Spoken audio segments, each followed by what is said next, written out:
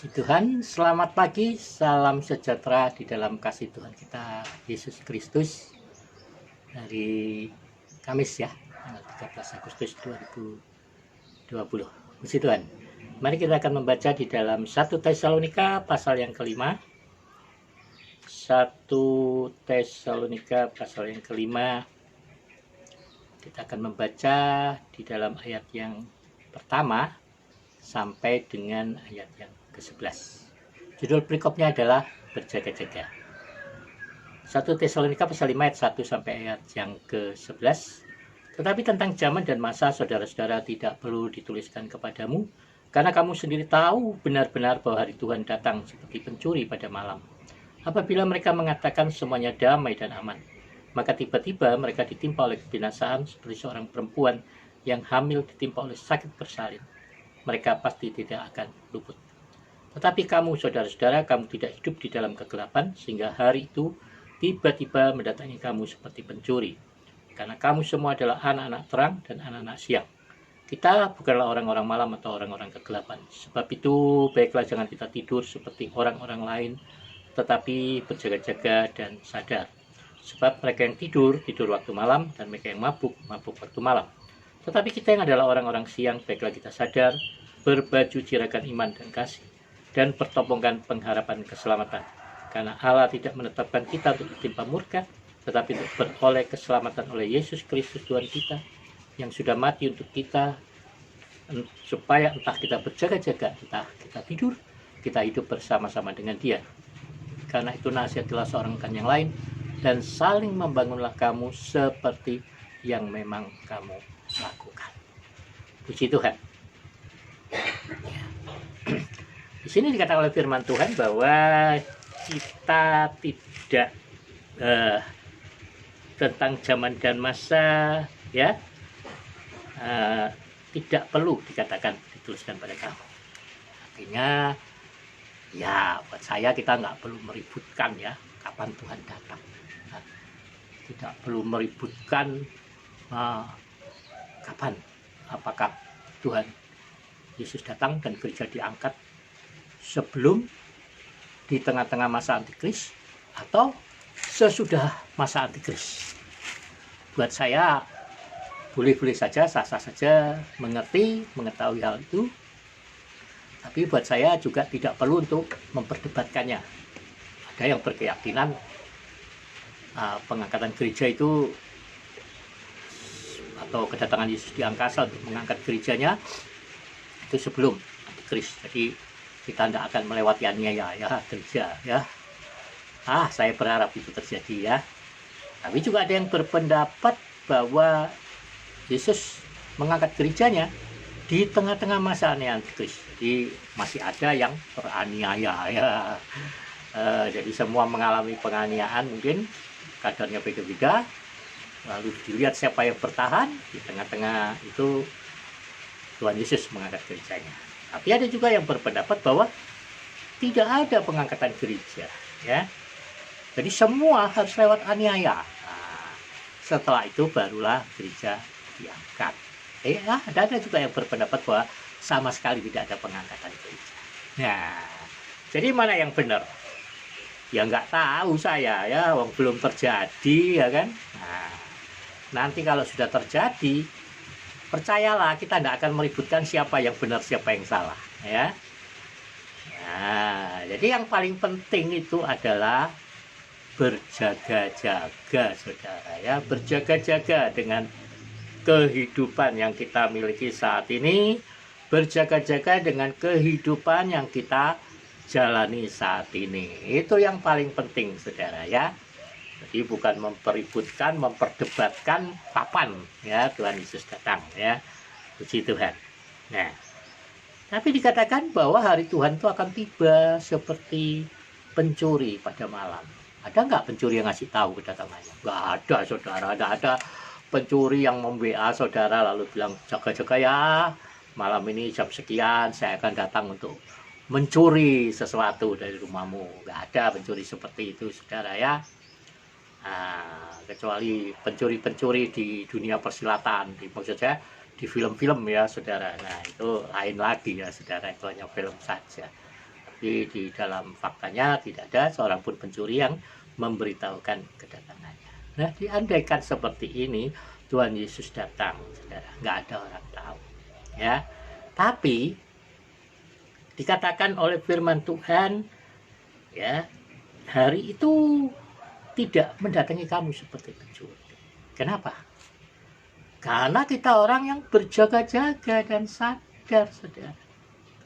Di sini dikatakan, ya, kita bukan orang-orang malam atau orang-orang kegelapan, sebab itu baiklah jangan kita tidur seperti orang lain. Bukannya kita tidak tidur secara harfiah, saudara, ya, enggak, ya. Saya waktu kena penyakit Stevens-Johnson syndrome itu, ya, saya alami, saudara, ternyata yang paling membuat kita menderita itu bukannya tidak bisa makan, saudara. Bukan, tapi tidak bisa tidur. Saya mengalami itu 3 hari itu saya sama sekali nggak bisa tidur. Sulit untuk memejamkan mata, saudara. Dan saya hanya duduk di ranjang. Sulit untuk merebahkan badan. Ya. Kalau saya merebahkan badan, mencoba untuk membaringkan badan saya begitu, tubuh saya, saudara, ini semua, ya, karena kulit saya ini semua pecah, saudara. Pecah semua dari kepala sampai seluruh badan sampai ke kaki tangan.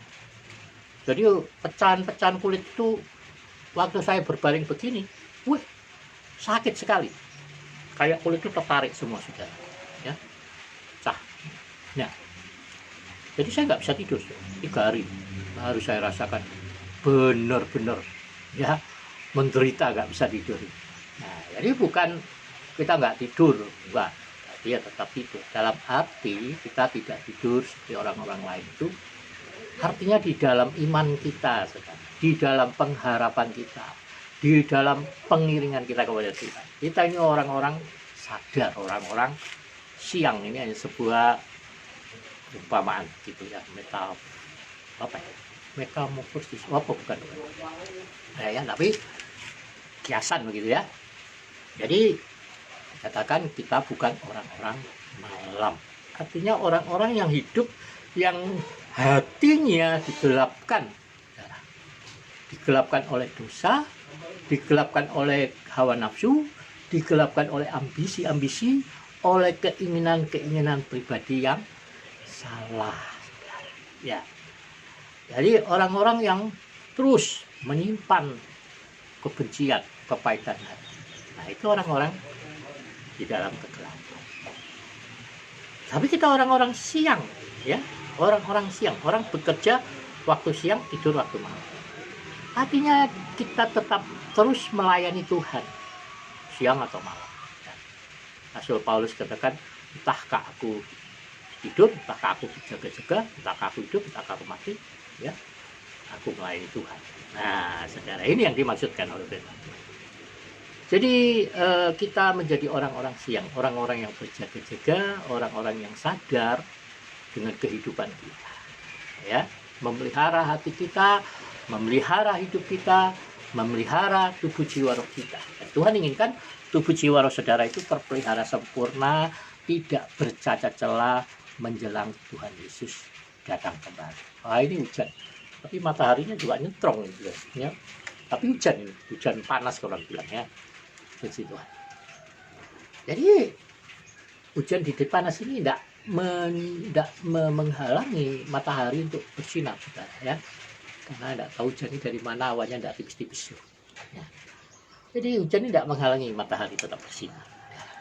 Dan hujan sederas apapun, mendung segelap apapun, sebenarnya tidak pernah menghalangi matahari bersinar. Hanya, saudara, sinarnya mungkin terhalang dari pandangan kita karena kita melihat kepada kegelapan itu. Tapi di balik kegelapan itu ada sinar matahari yang tetap bersinar dan tetap terang.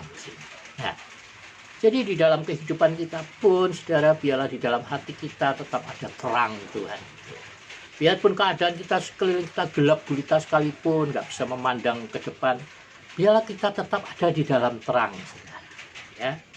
Artinya jangan terpengaruh kalah oleh situasi dan kondisi yang terjadi di tengah-tengah dunia ini. Ada begitu banyak tekanan, godaan, masalah-masalah kehidupan, ya. Ada banyak orang yang menantang saudara, ada banyak orang yang membuli saudara, ada banyak orang yang menuding saudara, ada banyak orang yang terus mencoba untuk melukai hati saudara. Tapi biarlah terang itu ada di dalam hati saudara, sehingga kita tetap ya menjadi orang-orang siang, orang yang sadar, berbaju cirakan iman dan kasih, dan berketopongkan pengharapan keselamatan. Nah, itu kasih Tuhan tetap melingkupi hati pikiran kita, sehingga kita tidak akan mudah untuk menyimpan luka hati, tidak akan mudah untuk menyimpan sakit hati, tidak udah mudah untuk menyimpan kekecewaan, saudara ya. Jadi kita mengampuni orang-orang yang terus mengecewakan kita, mengampuni mereka yang terus membuli kita, mengampuni mereka yang terus merunuh kita. Ingat, jangan biarkan hidup saudara ditentukan oleh penilaian orang lain. Hidup saudara ditentukan oleh Yesus Kristus sendiri. Ya, jadi mari kita terus berpengharapan di dalam Yesus. Meskipun mungkin saudara ada di dalam kelemahan saat ini, ada dosa-dosa yang masih tersembunyi, ada dosa-dosa yang belum kita bisa, kebiasaan-kebiasaan yang belum kita lepaskan. Jangan menyerah saudara, karena Tuhan tidak pernah menyerah saudara. Roh Kudus tidak pernah menyerah dengan saudara. Jangan abaikan semua omongan yang katakan, wah engkau nggak layak di hadapan Tuhan, percuma engkau melayani, percuma engkau begini-begini, engkau itu sudah terbuang. Enggak saudara, Tuhan tidak pernah membuang saudara. Ya, Tuhan tidak pernah membuang. Hanya kita yang cenderung mengabaikan itu. Ya, mendengar omongan-omongan, melihat situasi kondisi yang tidak berbaik pada kita, kita itu seringkali mengabaikan itu. Kita seringkali termakan omongan itu, sehingga kemudian kita mulai meninggalkan ya kasih karunia. Apapun yang terjadi dalam hidup saudara, jangan pernah meninggalkan persekutuan. Apapun yang terjadi dalam hidup kita, jangan pernah meninggalkan ya, keintiman dengan Tuhan. Terus bangun keintiman dengan Tuhan. Dan biarlah Roh Kudus yang akan mengerjakan semua kebaikan di dalam hidup saudara. Roh Kudus akan bekerja untuk memampukan saudara untuk mengerjakan kehendak Tuhan di dalam hidup saudara. Jadi jangan biarkan sampai ada pikiran-pikiran dari luar, oleh karena omongan-omongan yang kita dengar dari luar, dari orang sekitar kita, yang mau mencoba untuk melemahkan iman kita. Tetapi ingat, jangan marah kepada orang yang melakukan hal itu pada saudara. Jangan kecewa terhadap mereka. Jangan membenci mereka. Kenapa? Ingat, saya katakan lalu bahwa orang-orang seperti ini Tuhan berikan sebagai sparring partner untuk melatih saudara. Saudara justru harus sebenarnya berterima kasih untuk orang-orang seperti itu yang terus mencoba merongrong saudara. Itu sparring partner saudara. Ya, supaya saudara mengerti kelemahan-kelemahan saudara dan memperbaikinya. Jadi pandang dengan positif, dengan pikiran yang positif, dengan pikiran yang dipenuhi oleh kasih Tuhan, sehingga kita bisa terus mengampuni orang-orang seperti ini.